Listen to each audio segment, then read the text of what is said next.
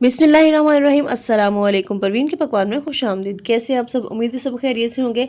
आज मैं आपके साथ आलू के पराठे की रेसिपी शेयर करूंगी। एक ऐसा आलू का पराठा जो कि बच्चों को लंच बॉक्स में भी बहुत पसंद आएगा और घर में सब बड़ों को भी बहुत ही पसंद आएगा। जो ऊपर से बहुत क्रंची और अंदर से बहुत ही सॉफ्ट बनता है और इसकी स्टफिंग जो है वो पूरे पराठे में आपको बराबर मिलेगी। ऐसा नहीं है कि किनारों पर स्टफिंग है नहीं और अंदर बहुत ज़्यादा है। तो जल्दी से इस रेसिपी को देख लें और अच्छी लगे तो लाइक और शेयर ज़रूर कर दीजिएगा और उस चैनल को भी ज़रूर सब्सक्राइब कर लीजिएगा अगर आप चैनल पे फर्स्ट टाइम आए तो सबसे पहले यहाँ पर मैंने 2 बड़े साइज़ के आलू लेके उनको बॉईल किया है और उनका छिलका उतार लिया है। अब मैं इस तरह से इनको मैश कर लूँगी। मैशर से मैश कर लें, किसी भी चीज़ से हाथ से मैश कर लें, लेकिन ये बारीक होने चाहिए, मोटी स्टफिंग इसकी नहीं होनी चाहिए, यानी कि इसमें चंक्स नहीं होने चाहिए। इस तरह से हम इसको मैश करेंगे और उसके बाद हम इसमें कुछ मज़ीद चीज़ें ऐड करेंगे, जिसमें मैंने यहाँ पर 2 प्याज छोटे छोटे से लेके उनको भी चॉप कर लिया है और साथ में मैंने धनिया डाल दिया है। धनिया आपने थोड़ा ज़्यादा डालना है और इसके अलावा यहाँ पर 1 नींबू निचोड़ दिया है, इससे इसका टेस्ट काफ़ी अच्छा होगा। 1 टीस्पून नमक डाल दिया है और 1 टीस्पून ही कुटी हुई सुरख मिर्च डाल दी है और 1 टीस्पून धनिया पाउडर डाल दिया है। 1 टीस्पून ही डाल दिया है गरम मसाला पाउडर, 1 टीस्पून ही हल्दी पाउडर, 1 टीस्पून ही डाला है सुरख मिर्च का पाउडर और काली मिर्च का पाउडर ½ टीस्पून डाला है। ये मसाले मैंने अपने हिसाब से डाले हैं, आप चाहें तो इनको ज़्यादा भी डाल सकते हैं या कम भी कर सकते हैं। इसके अलावा मैंने थोड़ी सी खुश्क मेथी भी इसके अंदर डाली और अब हम इसको मिक्स कर लेंगे। तो यहाँ पर मैंने वीडियो की स्पीड थोड़ी बढ़ा दी थी, जल्दी से मिक्स हो गया और नॉर्मल घर वाला आटा जो चक्की का आटा होता है वही ले रही हूँ मैं। आप चाहें तो इसकी जगह मैदा भी यूज़ कर सकते हैं या फाइन आटा भी यूज़ कर सकते हैं। नॉर्मल सा पेड़ा बनाएंगे, उसकी रोटी बना लेंगे और उसके ऊपर थोड़ा सा कुकिंग ऑयल लगाएंगे। फिर इसको अच्छी तरह से इसके ऊपर फैला लेंगे और थोड़ा सा इस तरह से इसके ऊपर खुश्क आटा डस्ट करेंगे, स्टफिंग रखेंगे और पूरे पराठे के ऊपर अच्छी तरह से इसको फैला लेंगे। उसके बाद हम इसकी करेंगे कटिंग। कोई भी छुरी की मदद से या फिर आप कोई भी पिज़्ज़ा कटर की मदद से आप इस तरह से इसको काट लें। तो मैंने 4 इक्वल हिस्सों में इसको काट लिया है और अब एक साइड से इस तरह से उठाएंगे और रोल करते जाएंगे हम इसको।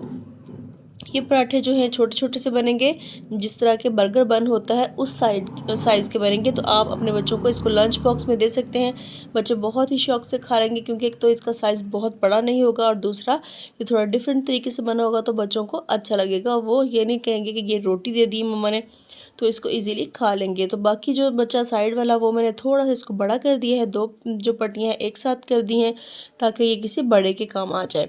तो इस तरह से मैं सारे पेड़े बना के उनके सारे पराठे बना के इस तरह से पेड़े सारे रेडी करके रख लेती हूँ और फिर साथ साथ इसको बेलते जाऊँगी और फ्राई करते जाऊँगी।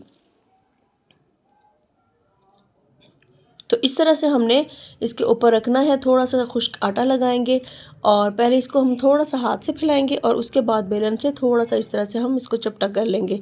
बहुत ज़्यादा नहीं बड़ा होगा ये, जो सेंटर वाले हैं वो सिर्फ तकरीबन एक ही बर्गर बन के साइज़ के होंगे। तो थोड़ा सा कुकिंग ऑयल डालेंगे और हम इनको एक साइड से अच्छी तरह से सेक लेंगे और फिर दूसरी साइड से।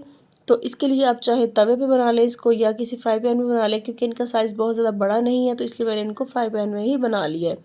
एक साइड से अच्छा सा कलर आए तो फिर इसकी साइड चेंज करें, दूसरी साइड से इसको करें और प्रेस करके इनको अच्छा सा कलर दे लें।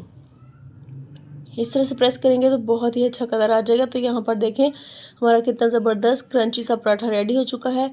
ऊपर से क्रंची है लेकिन अंदर से बहुत सॉफ्ट बनता है और स्टफिंग भी पूरे पराठे में इक्वल होती है। देखिए कितना ज़बरदस्त कलर आया है और यहाँ देखिए मैंने सारे पराठे रेडी कर लिए हैं। अब मैं आपको इसको तोड़ के दिखाती हूँ कि ये कितना अच्छा बना है। ऊपर से बहुत ही क्रंची है और अंदर से बहुत सॉफ्ट है और जो इसकी स्टफिंग है वो भी पूरे के पूरे पराठे मेरे हैं। ऐसा नहीं है कि इसके किनारों में नहीं है और सेंटर में है। बहुत ही ज़बरदस्त बनता है, बहुत ही बच्चों को भी बहुत पसंद आते हैं और बड़ों को भी बहुत पसंद आते हैं। तो सर्दियाँ आ गई हैं तो सर्दियों में ऐसी चीज़ें बहुत ज़्यादा पसंद की जाती हैं, इसलिए आपने ये पराठों की रेसिपी ज़रूर ट्राई करनी है। तो इंशाल्लाह आपके घर वालों को बहुत पसंद आएगी।